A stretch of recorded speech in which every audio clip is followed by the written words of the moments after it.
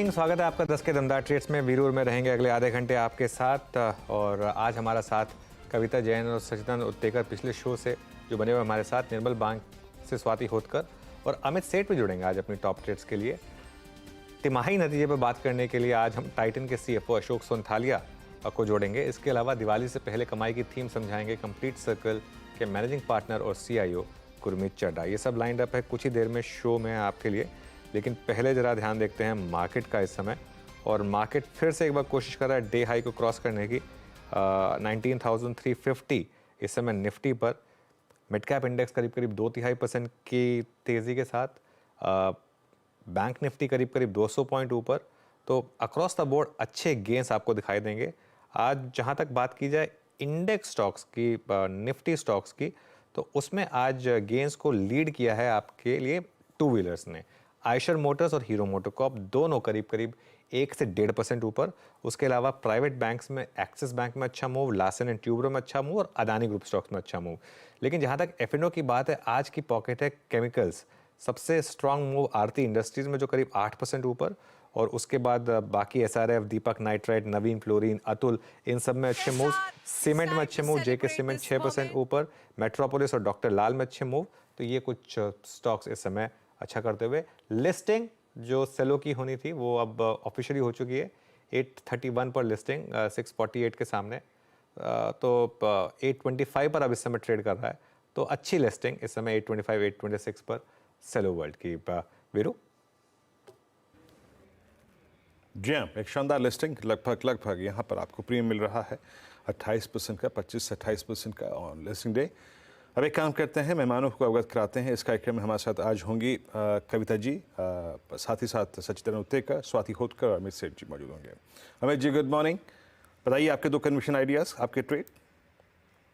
Ji good morning Viren ji, good morning Anuj ji, and good morning everybody on the panel. Kavita ji को मैं पहले happy birthday wish करना चाहता हूँ। Happy birthday Kavita ji. And Viru ji, इस समय मेरे जो दो ट्रेड्स रहेंगे, पहला रहेगा हीरो मोटोकॉर्प। हीरो मोटोकॉर्प का अगर स्ट्रक्चर देखें तो यहाँ पे एक पुल बैक आया था रिसेंट डेज में, और उसने अपने एक सपोर्ट 10 और 20 डेमा पे सपोर्ट लिया। आज के सत्र में हम एक बुलिश प्राइस एक्शन देख रहे हैं। Stock is trading above the 10 डेमा और एक अच्छे रिस्क रिवॉर्ड जोन से स्टॉक ऊपर जा रहा है, तो हीरो मोटो बाय करें। करंटली प्राइस है लगभग 3140 का। टारगेट्स रहेंगे लगभग 3240 से लेके 3280 रुपए के, और इसका स्टॉप लॉस रखूंगा लगभग 3090 का। सेकंड स्टॉक जो मेरे रडार में आ रहा है that is Bharti Airtel. Bharti Airtel देखे तो इसने स्लोली एंड स्टेडीली वापस एक पुल बैक के पास 800-900 के आसपास एक बेस बना के वापस एक अच्छा स्ट्रॉन्ग स्ट्रक्चर यहाँ पे क्रिएट किया है। स्टॉक अपने 10 डेमा के ऊपर ट्रेड कर रहा है। Structure and momentum indicators are positive. 935 का लगभग प्राइस है। 920 के स्टॉप लॉस के साथ रहे, और मुझे लगता है आने वाले दिनों में 2 से 3 दिनों में 960 के टारगेट्स भारती एयरटेल में पॉसिबल है। के चलिए, भारती और हीरो मोटोकॉर्प। सचिन, आपकी फ्रेश पिक्स? अनुज, यहाँ पर एक स्टॉक कॉमन है, मुझे भी काफी शानदार लग रहा है भारती एयरटेल। जिस तरीके से इसने एक रिवर्सल बनाया था पिछले हफ्ते में, एक डबल बॉटम फॉर्मेशन का कंफर्मेशन आया था फ्राइडे के सत्र में, वहां से ही मोमेंटम अच्छी तरह पिकअप हो रहा है। सो लगभग मुझे लग रहा है पोजिशनली 960 तक वेल पोजिशनड है। काउंटर 930 का स्टॉप लॉस आपको लगाना है, एंड ये स्टॉप लॉस आपको क्लोजिंग बेसिस पे मेंटेन करना है। जो सेकंड स्टॉक मेरे रेडार पे है, जो हमने हमारे क्लाइंट्स को जस्ट अभी रिकमेंड किया है, वो है Larsen and Toubro. 60 minute chart पे अगर हम देखें तो एक अच्छा कॉन्ट्रैक्टिंग ट्रायंगल का ब्रेकआउट यहाँ पर एस्टैब्लिश हुआ है। एंड जिस तरीके से डेटा प्लेस्ड है, मुझे लग रहा है ड्यूरिंग द डे अराउंड 3020 के आसपास का एक स्विंग बनना चाहिए। पोजिशनल टारगेट होगा रिकवरी का लगभग अराउंड 3065 का। सो खरीदारी करनी है LNT के फ्यूचर्स में। स्टॉप लॉस आप यहां से लगभग अराउंड 2945 पे लगाए। ओके, और निफ्टी के लिए एक चीज़ अच्छी है, एक स्टॉक जो कि अब कंट्रीब्यूट करना शुरू करा, दैट्स रिलायंस। रिलायंस ने अपना फ्राइडे का हाई क्रॉस किया है, और फ्राइडे का हाई आज की जो कैंडल है प्लस आज की लोअर शेडो, फ्राइडे की हायर शेडो, उसकी एक वैल्यू थी, वो था 200 day exponential moving average. Reliance अब उस ट्रेजेक्टरी के ऊपर ट्रेड करता हुआ, इंडेक्स पे शायद इसका कुछ इंपैक्ट देखने को मिले। याद रखिएगा, इस चैनल का स्वागत है, रिलायंस इंडस्ट्रीज होल्ड करते हैं। मैं सिर्फ इंडेक्स के पर्सपेक्टिव से इस स्टॉक को इस वक्त मार्क कर रहा था। कविता जी, आपके ट्रेड क्या होंगे दो? या वीरेन जी, सो एक शॉर्ट कवरिंग मूव अच्छा बनता हुआ दिख रहा है पेट्रोनेट में, और मुझे लगता है ये मोमेंटम 206 के लेवल्स तक बढ़ता हुआ दिख सकता है। 201 के लेवल्स पर एज ऑफ नाउ काउंटर है, सो 197 का एक स्टॉप लॉस मेंटेन करना चाहिए, और 206 के प्राइस टारगेट के लिए पेट्रोनेट पर एक शॉर्ट कवरिंग मूव को आप प्ले कर सकते हैं। एल सीमेंट में मुझे Grasim is looking good. Grasim 1934 के लेवल्स पर है, लिटिल डिक्लाइन पर टिल 1925 तक इसे बाय करने की कोशिश करना चाहिए। स्टॉप लॉस मेंटेन करें 1915 का, ऊपर में मुझे लगता है 1940 1955 के प्राइस टारगेट आते हुए दिखेंगे ऑन ग्रास। ये ग्रासिम, स्वाति को जोड़ लेते हैं। Swati, good morning. स्वाति, आपके पिक्स? Yes, good morning. आज के लिए मैं 2 बाय कॉल रिकमेंड करना चाहूंगी। पहला है लाल पैथ लैब के। इसमें मंथली चार्ट अगर आप लाइन चार्ट देखोगे तो inverse head and shoulder pattern का ब्रेकआउट दिया है आज। लास्ट 2 दिनों से काफी पॉजिटिव मोमेंटम हम देख रहे हैं ये पर्टिकुलर स्टॉक्स में। मुझे लगता है इसमें काफी स्ट्रॉन्ग पोटेंशियल है 2720 2730 के लेवल्स तक टच करने की। तो करंट लेवल पे बाय कीजिएगा, 2590 का स्टॉप लॉस प्लेस कीजिएगा, 2720 के टारगेट्स में अपसाइड देखते हूँ। सेकेंड बाय कॉल मेरा है पावर ग्रिड पे। पावर ग्रिड एक ऐसा काउंटर है कि जो काफी स्ट्रॉन्ग प्लेसमेंट में है ऑन टेक्निकल्स। मार्केट में इतना हम लोग ने फॉल देखा था, बट ये पर्टिकुलर स्टॉक काफी इंटैक्ट रखा है अपना 20 days moving average, and upward rising channel में ये मूव हो रहा है, तो which indicates a very positive indication. मुझे लगता है कि एक न्यू ऑल टाइम हाई हमें देखने मिल सकता है 215 220 के रेंज में। करंटली ये काउंटर चल रहा है 205 206 के रेंज में। बाय कीजिएगा, स्ट्रिक्ट स्टॉप लॉस रखिएगा 200 रुपीज का फॉर इमीडिएट टारगेट ऑफ 215। चलिए अब एक मैनेजमेंट से बात करते हैं। दूसरी तिमाही में टाइटन की आय 34%, तो मुनाफा 10% बढ़ा है। मुनाफे और एबिडा के आंकड़े अनुमान से बेहतर हैं। वॉचेस बिजनेस से पहली बार 1000 करोड़ रुपए से ज़्यादा के रेवेन्यू आई है। नतीजे फेस्टिव और शादियों के सीजन में बात करने के लिए हमारे साथ हैं टाइटन के CFO अशोक संथालिया। अशोक जी, गुड मॉर्निंग। Q2 अच्छा रहा आपके लिए, Q3 के लिए क्या विजिबिलिटी बन रही है, कंसिडरिंग इस क्वार्टर में दिवाली है और शादियों का भी सीजन है? एक डिफरेंस जो था इस बार के क्वार्टर 3 में और पिछले बार के क्वार्टर 3 में, इस बार वो थोड़ा सा शिफ्टिंग हुआ है फेस्टिवल्स का। श्राद्ध मंथ, जो श्राद्ध पार्ट होता है, वो क्वार्टर 3 के फर्स्ट 15 डेज में अक्टूबर में था, तो उसके चलते पहले 15 दिन में जरूर थोड़ा सा स्लोनेस था। दूसरा, जियोपॉलिटिकल एनवायरनमेंट जो है, because of the war situation, also gold prices भी थोड़ी वोलाटाइल थी शुरू में। They have kind of stabilized, but uncertainty थोड़ी बनी हुई प्राइसेस को लेके, द सिचुएशन को लेके कि अगर वो फ्लेयर अप होता है तो क्या इम्पैक्ट होगा। तो इसीलिए ये कहना कि क्वार्टर 3 कैसे होगा प्रिडिक्ट करना थोड़ा मुश्किल हो रहा है हमारे लिए। लेकिन जो शुरुआत हुई है वो बड़ी अच्छी हुई है, विच गिव्स अस कॉन्फिडेंस कि हम क्वार्टर 3 जो इस साल का है, कंपेयर टू पिछले क्वार्टर 3 जो कि काफी अच्छा था, उसके ऊपर भी एक हेल्दी ग्रोथ डिमॉन्स्ट्रेट कर पाएंगे। अगर सिचुएशन जो अभी है वैसी रहे तो, अगर कुछ गड़बड़ होता है तो बताना बड़ा मुश्किल है, बट अच्छा ट्रेंड है। आफ्टर श्राद्ध month things have picked up very well. Okay, अच्छा, डायमंड ज्वेलरी के सेल्स में आपने काफ़ी इजाफा देखा, तो क्या ये Q3 में भी कंटिन्यू कर रहा है या फिर गोल्ड ज्वेलरी की डिमांड ज़्यादा है? तो देखिए, क्वार्टर 2 में हम हमेशा डायमंड ज्वेलरी को प्रमोट करते हैं। वो हमारा फेस्टिवल ऑफ डायमंड या डायमंड एक्टिवेशन, जो भी बोलना चाहें, वो हम करते हैं और कस्टमर्स को अट्रैक्ट करते हैं। बहुत कस्टमर्स जानते हैं क्योंकि वो एक सालाना इवेंट है हमारा, और वेट करते हैं उसके लिए कि अगर उनको मई जून में कुछ खरीदना है, अगर वो वेट कर सकते हैं डायमंड, तो वो वेट करते हैं जुलाई अगस्त का, बिकॉज उनको मालूम है कि तनिष्क अच्छे ऑफर्स के साथ आता है उस समय। सो इसलिए क्वार्टर 2 में हमने देखा डायमंड का शेयर भी अच्छा था, डायमंड की सेल भी अच्छी थी। डायमंड का शेयर एक्चुअली पिछले क्वार्टर 2 की तुलना में 1% अच्छा था, जिसने मार्जिन को भी सपोर्ट किया इस क्वार्टर में। क्वार्टर 3 अगेन ज्यादा गोल्ड होता है, धनतेरस, दिवाली, जहां पे भी थोड़ा ऑस्पिशियस कल्चरल रूटिंग होती है परचेज के पीछे, वहां पे gold is preferred over diamond. So of course 33% जो हमने क्वार्टर 2 में देखा डायमंड का शेयर, वो कम होगा क्वार्टर 3 में। कितना कम होगा बोलना मुश्किल है, 30% हो सकता है, उसके आसपास हो सकता है, 28-29 हो सकता है।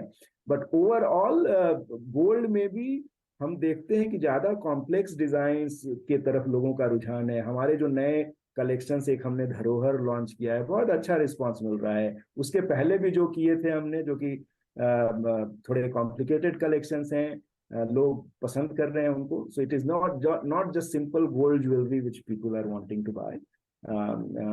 एंड सो इसीलिए हमें, while diamond share is important, but diamond share we know in Q2 and Q4 में अच्छा होता है. Q1 Q3 में गोल्ड ज्यादा पॉइंट रहता है. तो हम उसके लिए तैयार हैं. उसी हिसाब से हमारी मर्चेंडाइजिंग, हमारे कैंपेन्स, सब कुछ उसी को ध्यान में रखते हुए है. हमें अच्छे नतीजों की उम्मीद है Q3 में. ओके अशोक सर, यहाँ पे इस बार क्वार्टर्स में थोड़ा सा, इस क्वार्टर में आपके मार्जिन्स पर हल्का सा दबाव रहा है. एग्जैक्टली उसका कारण क्या रहा, और अगले कुछ क्वार्टर्स के लिए आपका मार्जिन्स का outlook sir?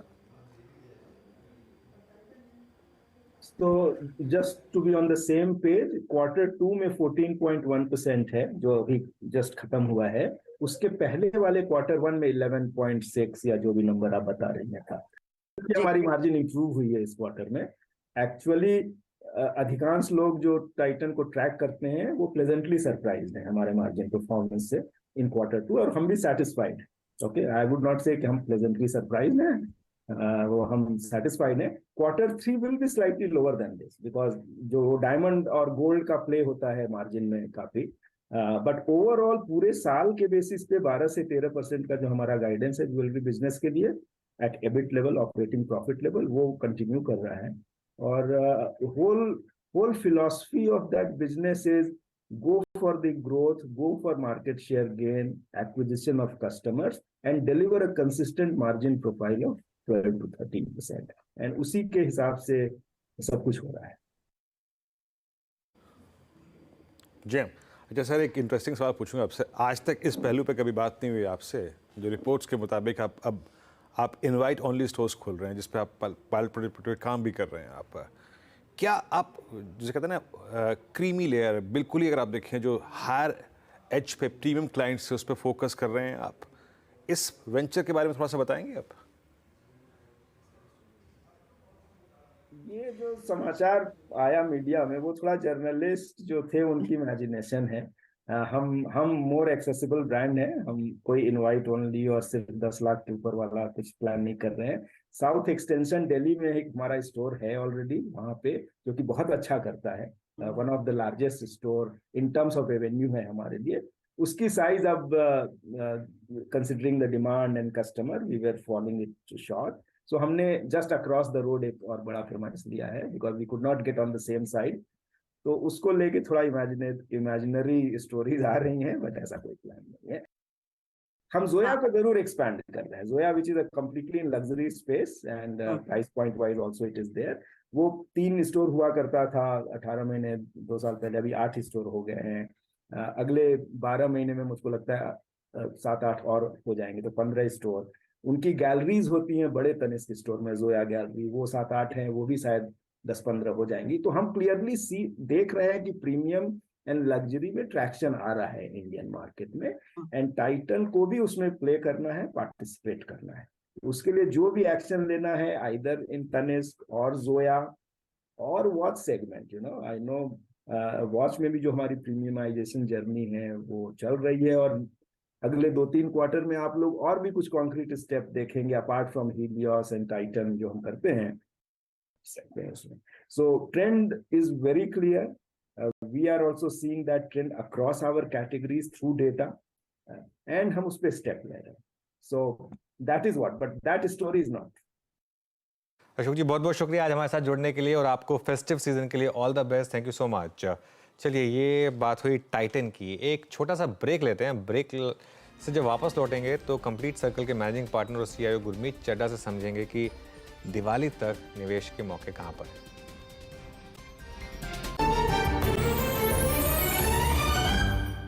Welcome back. Diwali की रौनक अब हर जगह नजर आ रही है. बाजार में भी तेजी की बहार लौट आई है. इसलिए अगले कुछ दिनों तक हम बाजार के दिग्गजों से समझेंगे कि दिवाली पर निवेश के मौके कहां हैं. इस अगले संवत में कौन सी थीम कमाल करेगी. आज इस कड़ी में जुड़ रहे हैं हमारे साथ कंप्लीट सर्कल के मैनेजिंग पार्टनर और CIO गुरमीत चड्ढा. गुरमीत जी, गुड मॉर्निंग. सबसे पहले तो दिवाली से पहले आपको एक फेस्टिव सीजन की बहुत बहुत शुभकामनाएं. बताइए, इस बार क्या मूड माहौल लग रहा है आपको? अनुज कंस्ट्रक्टिव है। मुझे लगता है थोड़ा सा मार्केट में एक रिएक्शन आया जब 10 ईयर यूएस का करीबन 5% गया। एक तो पैसा मूव हुआ, हमने देखा पिछले 8-9 दिनों में लगभग 30,000 करोड़ की सेलिंग हुई एफआईआईज की, और ये इंडिया स्पेसिफिक नहीं थी, ये ग्लोबल होता है। और उसका कारण है जब भी रिस्क फ्री एसेट 5% क्रॉस किया है तो फ्लाइट ऑफ कैपिटल होता है। और थोड़ा सा एक कंसर्न आया मार्केट को कि 2007 में जब ये 5% क्रॉस हुआ था तो ग्रेट फाइनेंशियल क्राइसिस हुआ था, और कि यूएस में वापस से राइजिंग डेट की वजह से या कोई क्रेडिट इवेंट हो सकता है, ये थोड़ा सा फ्लाइट टू सेफ्टी था। उसके अलावा जियोपॉलिटिकल सिचुएशंस का भी थोड़ा सा रोल था। बट जैसे जैसे भी यील्ड नीचे आ रहा है, करीबन 4.50 के आसपास का यील्ड आ गया है, 50 बिप्स ड्रॉप हुआ है। हमने देखा है कि थोड़ा सा सेलिंग भी कम हुई है और थोड़ी सी एक relief rally across equity markets आई है। बस दो दो चीजों का ध्यान रखना है कि अगर बहुत सीरियस डिटोरिएशन होता है ग्रोथ में यूएस इकोनॉमी की, तो वो थोड़ा शॉर्ट टर्म नेगेटिव हो सकता है। तो अगर थोड़ा सॉफ्ट लैंडिंग हो, क्योंकि फेड ने रिसेशन वर्ड हटा दिया है अपनी अपनी कमेंट्री में इस बार, तो अगर इकोनॉमी थोड़ा सा सॉफ्ट लैंड करती है तो मुझे लगता है कि चीजें इतना टर्बुलेंट नहीं होंगी। और डोमेस्टिक फ्रंट पे इंडिया अच्छा कर रहा है। मतलब ये जब भी इंडिया नॉन इंडिया रीजन की वजह से गिरता है, पास्ट में भी हुआ है, तो ये हमेशा से एक अपॉर्चुनिटी रही है। तो अच्छा लग रहा है, लॉन्ग फेस्टिव सीजन है, नंबर्स अच्छे आ रहे हैं। आप जीडीपी के आंकड़े देखिए, आईपी नंबर्स देखिए, एक परफेक्ट गोल्डी लॉक्स है जिसके बारे में हमने पहले चर्चा करी थी, कि जिसे हम कहते हैं not too hot not too cold. तो थोड़ा सा बस वैल्यूएशंस को लेके रीजनेबल रहना है, बट ये क्वार्टर मुझे लगता है काफी स्ट्रॉन्ग अर्निंग्स आएगा जो जनवरी में रिफ्लेक्ट करेगा।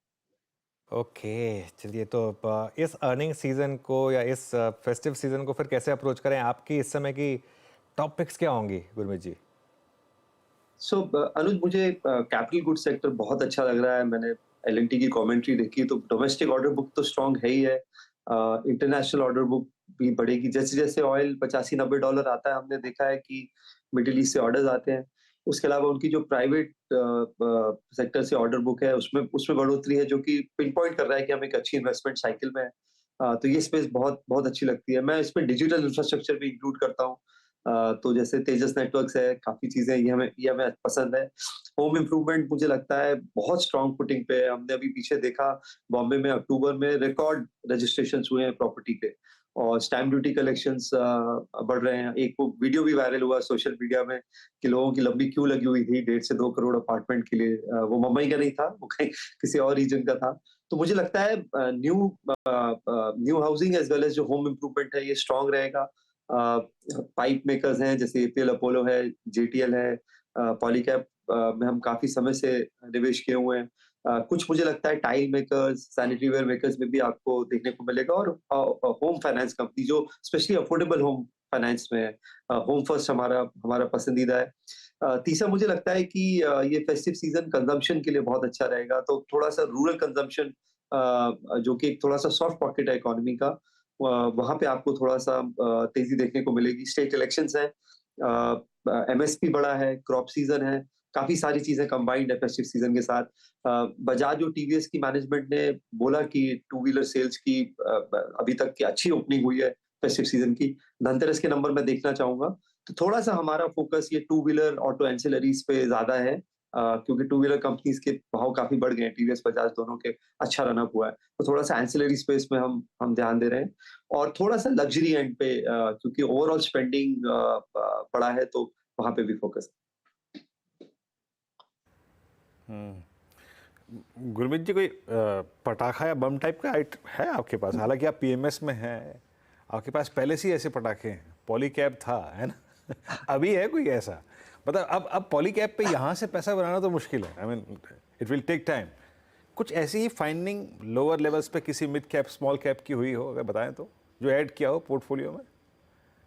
तो इसमें क्या होता है, आप पटाखे भी आपको पूरा एक बास्केट बनाना पड़ता है, तब आपको पता लगता है कि कौन सा अच्छा निकला है 5-6 ट्राई करने के बाद। पोर्टफोलियो भी वैसे ही है पीयूष जी। हमें लगता है कि जो 2-3 पॉकेट्स, जैसा मैंने बोला, हमें पसंद है। सीमेंट में मुझे लगता है कुछ कुछ आपको काफी अच्छा मूव देखने को मिल सकता है। वॉल्यूम ग्रोथ बहुत टाइम बाद आई है, तो थोड़ा सा अगर स्मॉल मिड कैप में बहुत अच्छी कंपनीज है, एक कंपनी हमें पसंद है, सागर सीमेंट। रिप्लेसमेंट कॉस्ट के भी नीचे है, लगभग $45 पर टन पे है। लोएस्ट कॉस्ट प्रोड्यूसर है साउथ में। आंध्र सीमेंट एक्वायर करने के बाद लगभग 11 मिलियन टन का कैपेसिटी है उनका। अभी पीछे हमने जो डील्स हुई हैं करीबन करीबन $100 पर टन की हुई है, तो ये हाफ ऑफ दैट पे अवेलेबल है और टर्न अराउंड स्टोरी है। कुछ जैसा हमने बोला एक पाइप कंपनी है, हमें अच्छी लगती है, चंडीगढ़ बेस्ड है, जिसको हम इवैल्यूएट कर रहे हैं। एपीएल अपोलो की लीग में है, मार्जिन्स एबिटा पर टन उनका काफी अच्छा है, गैल्वेनाइज्ड स्ट्रक्चर्ड पाइप्स में है और वैल्यू एडेड सेगमेंट में बढ़ रहे हैं। और उसके अलावा कुछ कंज्यूमर स्पेस में हमें जैसा हमने बोला अच्छा लगता है। कुछ एक जोमेटो के नतीजे बहुत अच्छे लगे, मैं उसको भी पटाखा नहीं बोलूंगा, बट कंट्रीब्यूशन मार्जिन बढ़ रहा है, ग्रॉस ऑर्डर वैल्यू बढ़ रहा है और जो रिपीट कस्टमर्स हैं, फ्रीक्वेंसी ऑफ ऑर्डर्स और रिपीट कस्टमर्स दोनों बढ़ रहे हैं, अच्छा इंडिकेशन है। तो अगर ये क्विक कॉमर्स बिजनेस को अगर Q1 में नेक्स्ट ईयर के टर्न अराउंड कर देते हैं, एबिटा ब्रेक इवन करते हैं, तो स्टॉक अच्छा कर सकता है। तो ये एक हमें न्यू एज बिजनेस है जिसको हम ट्रैक कर रहे हैं। हमने इन्वेस्ट नहीं किया है, मैं डिस्क्लेमर देना चाहूंगा, but of all the new age businesses ये एक हमें अच्छा लग रहा है। और डिजिटल इंफ्रास्ट्रक्चर थीम, जैसा मैंने बोला, मुझे लगता है कि इंडिया काफी लीड कर रहा है और मैन्युफैक्चरिंग मुझे लगता है कि हर डेकेड में जी एक नया लीडर होता है। हमने देखा कि 90s में Tata steel, ACC old economy stocks थे, 2003-7 में इंफ्रा था, फिर बैंक्स आए, फिर आईटी आया। मुझे लगता है ये वाला डेकेड मैन्युफैक्चरिंग का है। तो अगर आप सही तरीके से इसको बकेट करते हैं, ऑटो है, टेक्सटाइल्स है, डिजिटल इंफ्रा है, डिफेंस है, मुझे लगता है काफी मल्टी बैगर्स इस स्पेस में देखने को मिलेंगे। ओके, अच्छा चलिए अब आते हैं एक और स्पेस पे जहाँ पे डेडिकेटेड प्रश्न होगा। मतलब अब आपने यूएस को देखा, पिछले 20 दिन 25 दिन में यूएस मार्केट को देखा, डाउन स्विंग, उसके बाद पुल बैक, फेड के निर्णय को देखा। अब इससे संबंधित मैं अपना प्रश्न यही पूछूंगा, आईटी अर्निंग सीजन को भी आपने देख लिया, लेकिन एक क्लियर डाइवर्जन नजर आया है, price pattern of mid cap IT, large cap IT. Post earnings आप लोगों ने मिड कैप आईटी में कुछ अगर ऐड किया हो तो बताइए, क्या है वो स्टॉक, कौन सा स्टॉक है वो? हम केपीआईटी में एडिशन किया, बीच में थोड़ा सा करेक्शन आया, तो उसमें मुझे लगता है ये काफी बड़ी थीम है। और आप देखिए गाइडेंस अप किया उन्होंने, 37% किया है, और जो जितने भी ग्लोबल ओईएम्स हैं उन्होंने इलेक्ट्रिफिकेशन और केस पे जो है स्पेंडिंग बढ़ाई है। केपीआईटी कई जगह एज पार्टनर काम कर रहा है, काफी डिस्ट्रप्टिव चीजों पे भी काम कर रहा है। उनका जो एक्विजिशन था उससे उनको काफी फायदा हुआ है, तो ये कंपनी हमने ऐड करी है। हमें परसिस्टेंट काफी पसंद है। लार्ज कैप में वैल्यूएशन कंफर्ट है एचसीएल और इन्फोसिस में। मुझे लगता है काफी नेगेटिव न्यूज प्राइस में।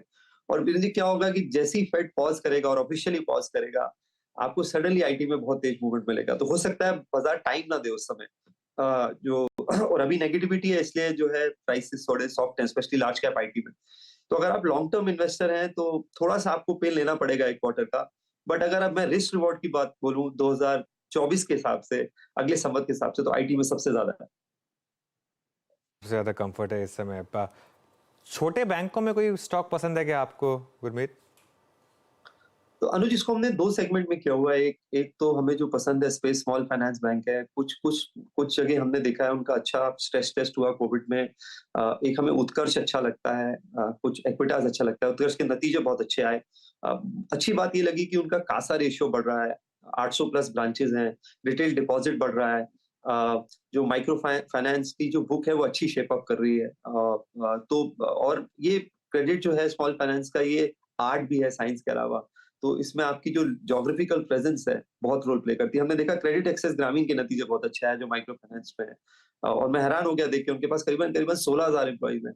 हर ज्योग्राफी में उनके पास लोग होते हैं जो क्रेडिट स्टडी करते हैं, बिहेवियर स्टडी करते हैं, नेटवर्किंग करते हैं। तो ये बिजनेस बहुत डिफिकल्ट है, दिखने में बहुत सिंपल लगता है। और कुछ हमें टर्न अराउंड बैंक्स हैं जो हमें लगता है कि जो अभी भी, जैसे हमने आईडीएफसी फर्स्ट में टर्न अराउंड देखा जब 40 रुपीज के आसपास था, लीडरशिप चेंज हुआ, हमें कुछ हद तक वो फेडरल बैंक में देखने को मिल रहा है। नतीजे अच्छे हैं, एनबीएफसी की वैल्यू अनलॉकिंग है, रिटेल की तरफ बुक बढ़ रहा है, एसएमबी बुक अच्छा शेप अप कर रही है, लायबिलिटीज पर फोकस है। तो फेडरल बैंक हमें अच्छा लगता है। तो ये एक पोर्टफोलियो का हमने कॉम्बिनेशन किया है। बट जैसे रिस्क रिवॉर्ड देखें तो इस समय लार्ज कैप में भी मतलब वैल्यूएशन बहुत रीजनेबल है एचडीएफसी में, तो बट स्मॉल कैप में हमें फेडरल, आरबीएल हम थोड़ा सा और स्टडी करना चाहेंगे, देखना चाहेंगे कि कैसे एक समय पे 4 बुक वैल्यू पे ट्रेड होता था। कुछ मार्की इन्वेस्टर्स ने इन्वेस्टमेंट किया, इंक्लूडिंग एमएनएम, Asian paint promoters, Zerodha etcetera. But अगर बात करूं तो फेडरल और स्मॉल फाइनेंस बैंक में उत्कर्ष और एक दो माइक्रो फाइनेंस कंपनीज हमें अच्छी लगती है। अच्छा, पीएसयू बैंक्स में, ये सॉरी, पीएसयू बैंक्स की बात तो हो गई, बैंक्स की बात हो गई। दो थीम्स ने जो कि CY23 के मिड तक आते आते खूब पैसा बना के दिया था, रेलवेज, डिफेंस और PSUs as a whole. I mean, इनमें कोई स्टॉक ऐड किया है आप लोगों ने जिनकी ज्यादातर प्रेजेंस पीएसयूज में ही है? हमने वेटेज बढ़ाया सोलार इंडस्ट्रीज में। जब उनको सबसे बड़ा कोल इंडिया से ऑर्डर आया 250 करोड़ के आसपास का, 200 करोड़ के आसपास एक कंपनी पैट कर रही है। मैं जब से इसको ट्रैक कर रहा हूँ, जब 20 करोड़ करती थी क्वार्टर का, बहुत अच्छा टर्न अराउंड है। तो और डिफेंस बुक कंसिस्टेंटली अच्छा कर रही है और आगे शेप अप करेगी जैसे पिनाका रॉकेट का ऑर्डर आता है। आज नया हाई भी बनाया स्टॉक ने, तो वहां पे वेटेज ऐड किया है। HAL में थोड़ा करेक्शन आया है, तो वहां उसको भी हम देख रहे हैं, क्योंकि इंडिया को करीबन 42 फाइटर जेट स्क्वाड्रन्स चाहिए अगर कल को हमारा भी 2 वे कॉन्फ्लिक्ट होता है, और अभी हमारा 31 है। तो काफी स्पेंडिंग होनी है इस स्पेस में, और प्लस हमारी ओल्ड फ्लीट डिप्लीट हो रहा है, चाहे वो मिग है, मिराज है, बाकी है। उसके अलावा इसका बिजनेस मॉडल अच्छा है, 60% बिजनेस स्पेस मेंटेनेंस से है।